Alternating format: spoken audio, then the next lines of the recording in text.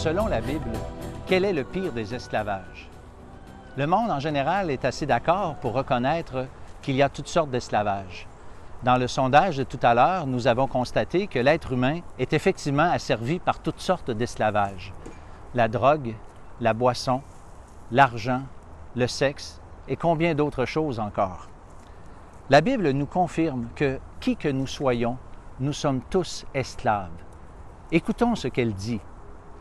Nous sommes esclaves de tout ce qui a triomphé de nous. Nous reconnaissons qu'il est difficile d'admettre une telle chose.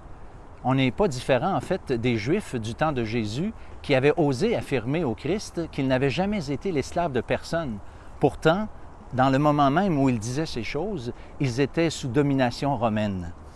Bible en main, nous pouvons dire que l'être humain est esclave et que le vrai esclavage, selon la Bible, c'est le péché qui les inclut tous. La Bible nous enseigne que le péché est une nature en nous. La plupart de nous avons entendu que nous avions hérité à la naissance d'une tâche originelle. Eh bien, ce n'est absolument pas ici le langage des Écritures. La Bible nous enseigne que depuis la chute, c'est-à-dire l'entrée du péché dans le monde, l'être humain a une nature pécheresse. Et cette nature pécheresse répond à la sollicitation du péché qui vient souvent de l'extérieur. De la même façon qu'une publicité d'eau rafraîchissante séduira quelqu'un qui est tenaillé par la soif. Ainsi, le péché en nous répond facilement à cette sollicitation extérieure. Par exemple, si vous êtes insulté, souvent l'orgueil va se manifester, peut-être même un désir inavoué d'une vengeance.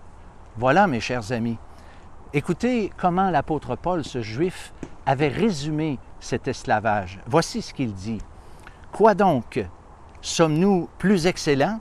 Nullement, car nous avons déjà prouvé que tous, Juifs et Grecs, c'est-à-dire non-Juifs, sont sous l'empire du péché. » Nous affirmons donc que le pire des esclavages est le péché, que cet esclavage est si puissant qu'aucun homme ne peut en venir à bout.